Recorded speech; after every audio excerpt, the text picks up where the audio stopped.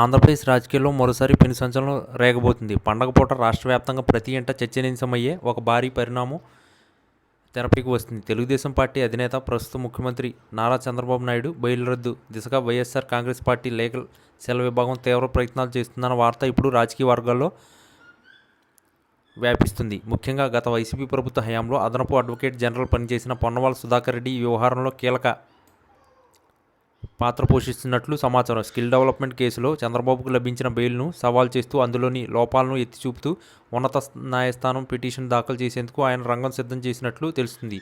గత కొద్ది రోజులుగా పొన్నవాళ్ళు సుధాకర్ రెడ్డి చేసిన వ్యాఖ్యలు ఈ ఊహాగానాలకు మరింత బలాన్ని చేకూరుస్తున్నాయి. కూటమి ప్రభుత్వం అధికారంలోకి వచ్చిన తర్వాత పాత కేసులను నీరుగార్చే ప్రయత్నం జరుగుతుందని, సాక్షులను ప్రభావితం చేసేలా ప్రస్తుత పరిపాలన సాగుతుందని ఆయన ఆరోపిస్తున్నారు. చట్టం ముందు అందరూ సమానులేనని, ఒకప్పుడు ఏ ఆధారాలతో అయితే చంద్రబాబును రిమాండ్కు పంపారో అదే ఆధారాలను ఇప్పుడు తుడిచిపెట్టే ప్రయత్నం చేస్తున్నారని పొన్నవాళ్ళు గట్టిగా వాదిస్తున్నారు. ఈ నేపథ్యంలోనే పండుగ రోజున ఈ న్యాయ పోరాటం ఒక మలుపు తిరగబోతుందని, చంద్రబాబు బెయిల్ రద్దు చేయించడమే లక్ష్యంగా పొన్నవాళ్ళు అడుగులు వేస్తున్నారని రాజకీయ విశ్లేషకులు భావిస్తున్నారు.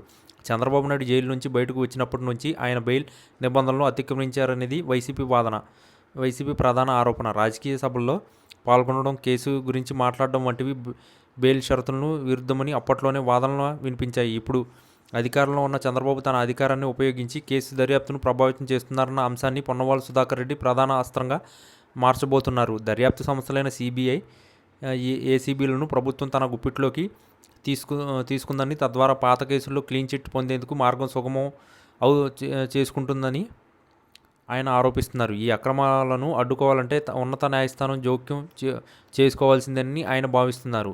ఈ వార్త ఏపీ రాజకీయాల్లో ఒక పెద్ద ప్రకంపన సృష్టించబోతుంది. ఒకవేళ పొన్నవాళ్ళ ప్రయత్నాలు ఫలించి కోర్టు ఈ పిటిషన్ను విచారణకు స్వీకరిస్తే అది రాష్ట్రంలో పెను సంచలనమే అవుతుంది.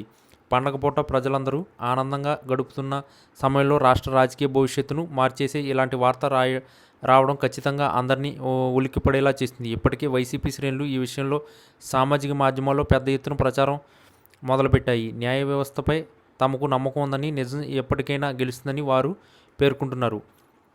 మరోవైపు తెలుగుదేశం పార్టీ వర్గాలు ఈ ప్రయత్నాలను కొట్టిపారేస్తున్నాయి.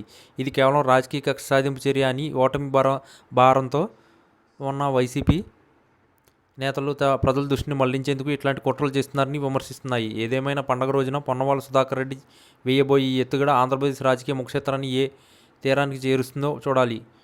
కోర్టులో ఈ పోరాటం ఎట్లాంటి మలుపులు తీరుతుందో అన్న ఉత్కంఠత ఇప్పుడు ప్రతి ఒక్కరిలోనూ నెలకొంది. ఈ వీడియో కనుక మీకు నచ్చినట్లయితే please like, share and subscribe channel.